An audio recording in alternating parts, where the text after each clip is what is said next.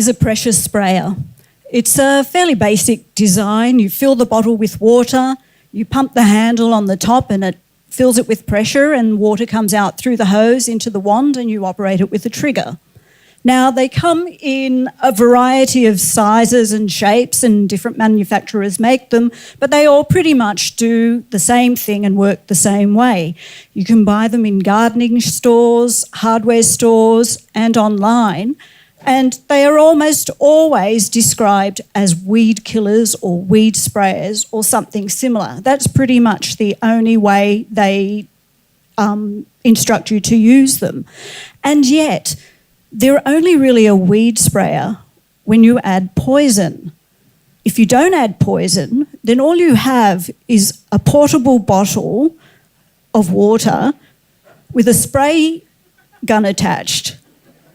Now, when you take that bottle of water and you add some imagination, then the possibilities are actually quite endless. There's a lot you can do with that. So take it outside. You can use it to wash down glass doors or windows.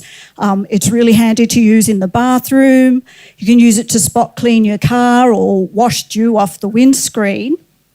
You can take it to the beach and use it to wash sand off your feet when you get to the car. You can take it on a picnic or camping and use it to wash your hands or wash plates and utensils. You can use it, it's actually very good for watering pot plants, very efficient, inside or out, and you can give it to the kids to play with when it's hot. And if you empty it out and let it dry out completely and then pump it full of air, you can actually use it to blow up balloons or to blow away dust around your woodwork, or for cleaning your keyboard or anything else dusty that is intricate and difficult to clean. Now, my point with that is if you don't add poison, if you don't actually use this as a weed killer, it's actually even more versatile than what it was designed for. And this is something we as consumers tend to do, is we buy off-the-shelf products, we use them the way they've been described, and it robs us of imagination. And this sort of thing happens from childhood. We're given toys and they're pre-imagined for us. And so we see how they're meant to look. We're given all the parts. We're told how to play with them, and then we're just given instructions on how to make them. And this happens a lot with licensed toys in particular, where the story has already been told, the character already has a name and a look and a way of behaving, and it doesn't leave room for individuality because everything is uniform and everyone is thinking the same way about that particular character. And there isn't enough space for imagination or designing your own people or your own, naming them and designing your own character.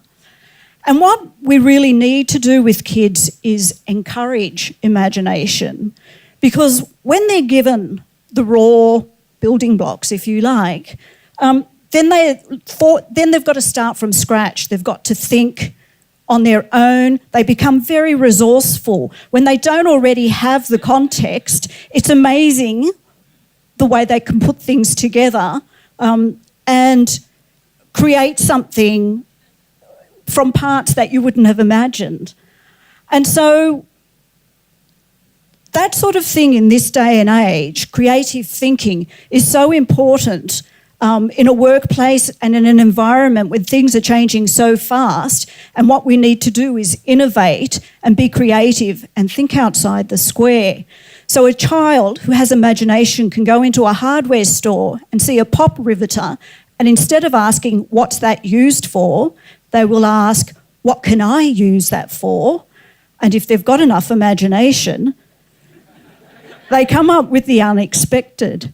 So I encourage you as adults to use your imagination, to find the child within. Stop looking at the way things have been presented to you. Go out and buy a weed killer. Don't put poison in. Just add water and a little imagination. Thank you.